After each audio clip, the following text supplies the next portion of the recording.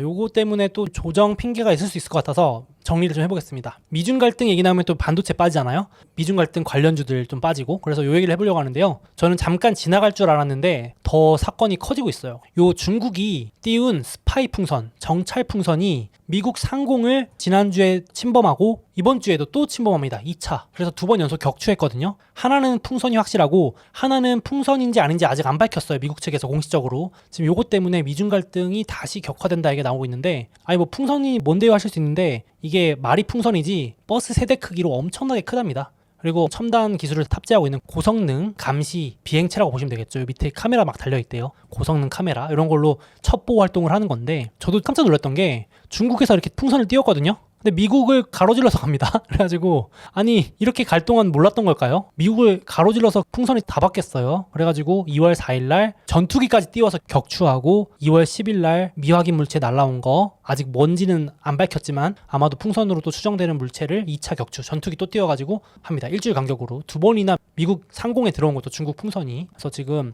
여론도 안 좋아지고 이제 미중 갈등 핑계가 될 수도 있다라고 보는데, 여기 보시면 F-22 전투기 미사일까지 쏴가지고 격추를 합니다. 그래서 지금 1월 28일 날 첫 발견했었는데 민간인 피해 때문에 일단 지켜보자 하다가 여론도 안 좋아지고 지금 문제가 심각해지니까 바로 전투기 띄워서 격추, 그리고 일주일 뒤에 지나서 또 하나 더 나와가지고 격추. 요게 지금 타임라인인데, 뭐 여담이지만 이거 F-22 전투기가 로키드 마틴 겁니다. 그래서 로키드 마틴이 주 후반부에 막 반등하기도 했었어요. 고점까지 3%밖에 안 남았는데, 물론 이 이슈도 있고 지금 러시아 우크라이나 전쟁 이슈가 또 다시 불면서 방산주들이 급등한 것도 있긴 한데 뭐 요건 참고고요. 그래서 지금 격추해서 맞춘 정찰 풍선 잔해물을 좀 수거하고 있습니다. 이제 바다에 떨어졌기 때문에 이거 수거해서 분석을 하고 있거든요. 결과가 나왔는데 이 중국 측 주장은 이거예요. 야, 이거 우리가 정찰하려고 보낸 게 아니고 과학적으로 기상 관측 목적으로 띄운 건데 과민 반응한다 너네 미국.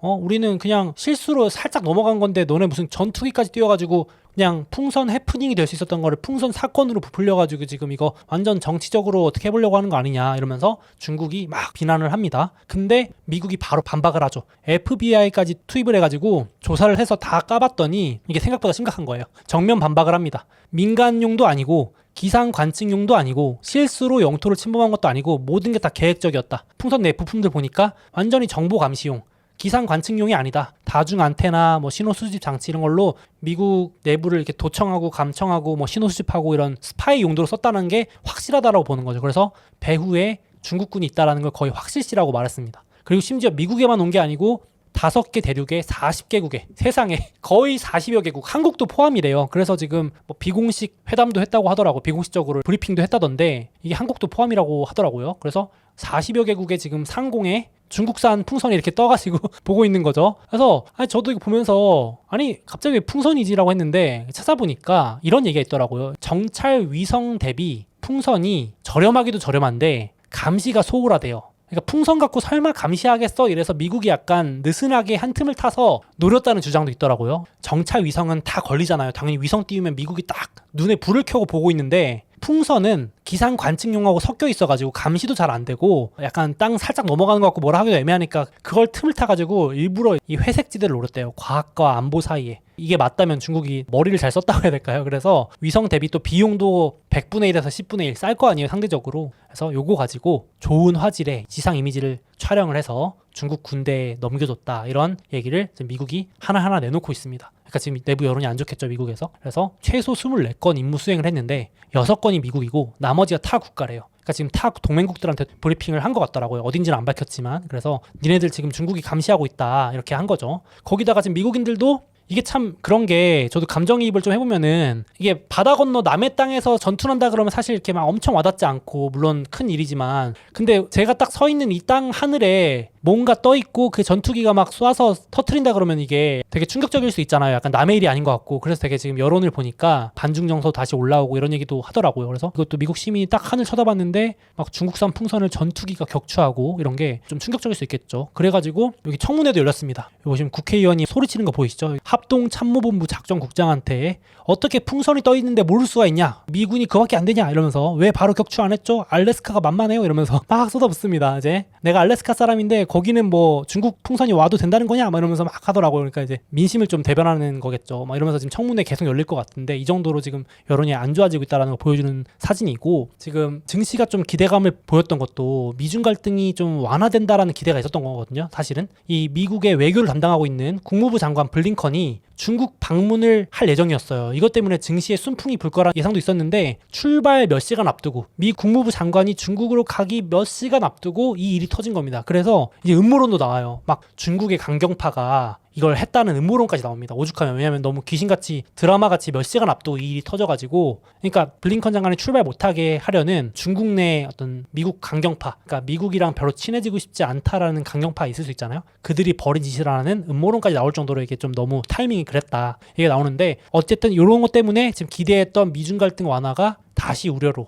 최근에 좀 중국 증시도 올랐던 것도 있고 미국도 뭐 반도체나 이런 게 괜찮았었는데 요게 다시 좀 기대감이 오히려 우려로 번지는 계기가 될 수 있어서 돌아오는 주에 좀 보셔야 될 것 같아요. 요거 주말간에도 뉴스가 계속 업데이트 되는 거 보니까 이게 나올 것 같고, 그리고 이제 국방부 장관이 잘 풀어보려고 전화했는데 안 받습니다. 중국이 전화를 안 받고요. 그러니까 이제 미국도 여론이 안 좋아지고 하니까 방금 보여드린 정찰 풍선, 스파이 풍선 개발에 참여한 6개 중국 기업들 바로 블랙리스트 걸어버리고요. 그리고 오늘 소개해드릴 이 더 충격적인 거, 요게 이제 제가 지금부터 말씀드릴 반도체 주가 조정의 빌미가 될 사건인데, 이 FBI가 풍선을 까보니까 영어 부품이 나온 거예요. 이게 중국산 부품만 나와야 되는데 풍선 안에 영어로 된 부품, 그러니까 서구권에서 제공한 부품이 발견된 겁니다. 미국 기업이 했을지는 아직 모르고, 미국이 아니더라도 영어권이면 어쨌든 서구권이잖아요. 그쪽에서 중국군의 어떤 스파이 활동을 지원했다, 이렇게 돼버리는 겁니다. 그래서 영어로 쓴 제품이 나와서 지금 일파만파 커지고 있다고 하는데, 그러니까 이제 바이든이 힘을 얻어가지고 미중 갈등 시즌2, 쉽게 말해서 야 이제 안 되겠다, 중국을 이대로 놔둬서 안 되겠다의 힘을 더 얻는 거죠. 그래서 이제는 월가 너네들 자본까지도 중국의 첨단 기술에 아예 투자하지 마, 원천 금지해버릴 거야, 이렇게까지 강경하게 하고 있는 겁니다. 이게 4월 달에 발표 예정인데 이제 이번 일을 빌미로 기사가 났습니다. 그래서 시즌1이 뭔데요? 미중 갈등 시즌1이 뭐냐면, 기억하실지 모르겠는데 6개월 전에 있었던 일입니다.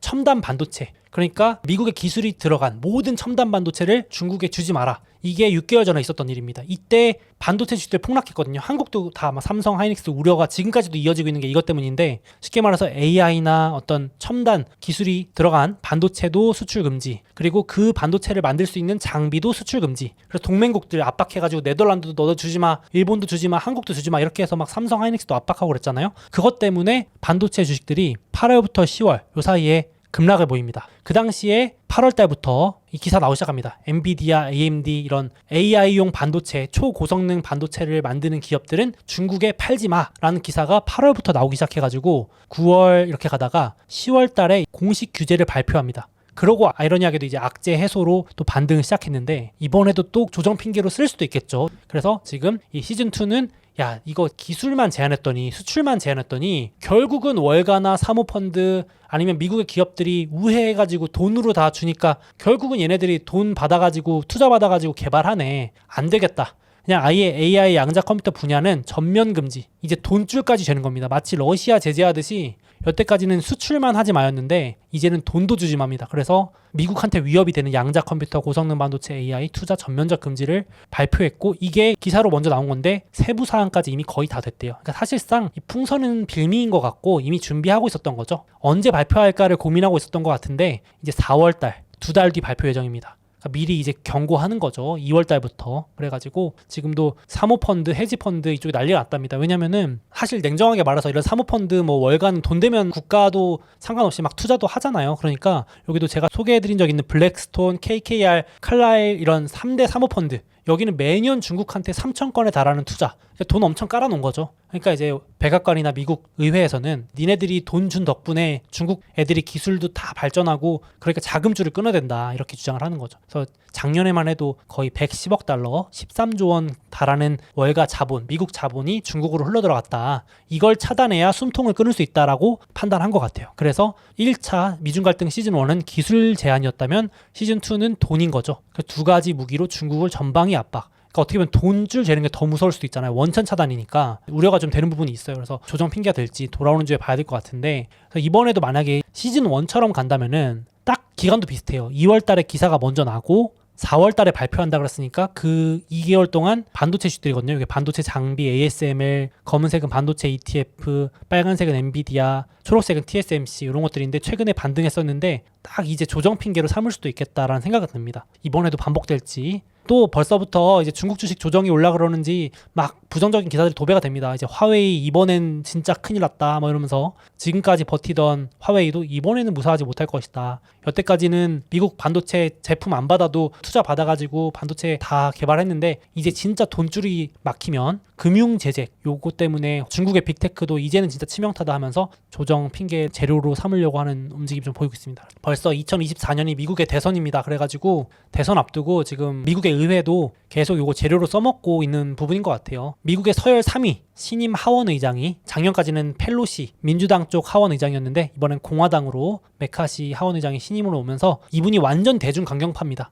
취임하자마자 제일 먼저 한 게 중국 때리는 위원회를 설립한 거거든요. 그래서 지금도 계속 밀어붙일 가능성이 높고 그리고 지금 한 가지 더 말씀드리면 3월 23일 날 전 세계 SNS 지금 1등 치고 나가는 틱톡이라고 있잖아요. 10대, 20대들이 특히 많이 하는 틱톡 CEO를 불러가지고 청문회 합니다. 지금 중국에서 분노가 엄청 커지고 있대요. 니네가 뭔데 틱톡의 CEO를 불러서 청문회 하냐 이건데 미국에서 불러서 정보 빼돌린 거에 대해서 청문회 합니다. 그러니까 지금 이런 걸로 3월에 또 중국과의 기싸움이라든지 이런 주가 조정 핑계가 또 있을 수 있다 정도 참고해 주시면 될 것 같아요. 제가 이거 참 그림이 인상 깊어서 가져왔는데 여기 보시면 사실상 우리는 이미 감시 사회에 있다라는 얘기를 하는 거죠. 여기 보면 핸드폰 보면서 풍선이 터졌대라고 보고 있는데 이미 뭐 중국산 드론, 뭐 중국산 CCTV 그리고 여기 구글 맵, 구글이 빅테크가 다 보고 있고 약간 빅브라더처럼 이미 다 보고 있는데 이거 풍선이 웬 핑계냐 이러면서 만평으로 그려놓으신 건데 그림이 상당히 인상 깊어가지고 가져와 봤습니다. 뭐 이미 감시통인 사회다 뭐 이런 얘기를 하는 것 같아요. 그래서 미중 갈등 시즌2가 온다면 반도체 주식들 ETF 조금 추가 조정 핑계가 올 수 있는데 요거 봐두셨다가 평소에 눈여겨봐두셨던 주식 있다면 기계적으로 분할 매수한다 계획을 세워보시는 것도 좋을 것 같아요. 또 무서운 뉴스들이 나올 수 있겠죠. 조정 핑계할 때는 꼭 사면 안 되는 이유를 만들잖아요. 그러니까 참 그때는 또 되게 못 살 것 같은데 기억하실지 모르겠지만 엔비디아 이런 주식들도 2022년 10월달 할 때 최신형 반도체, AI 반도체, H100 이런 거 중국한테 수출 못한다니까 주가 폭락하고 그러니까 진짜 겁을 막 주는 기사들이 쏟아 나옵니다. 지나고 나면 또 그때가 막 좋은 기회였는데 참 이번에도 무서운 기사들이 또 우리 눈앞을 흐릴 수도 있겠다 싶어가지고 미리 말씀 한번 드려봤습니다. 지금 단기 급등한 부분은 좀 부담스럽긴 합니다만 조정의 매수 기회로 한번 삼아보시면 좋을 것 같고 TSMC도 올해 28% 단기 급등한 부분이 조금 부담스럽긴 합니다만은 조정 활용하시면 좋을 것 같고 ASML 저 보유 중인데 이게 좋아하는 주식인데 얘도 반토막 났었거든요. 근데 벌써 올라가지고 25%밖에 안 남았어요. 고점에서 25% 하락. 그래서 조금 조정이 있을 수 있다. 이 정도 보시면 될 것 같아요.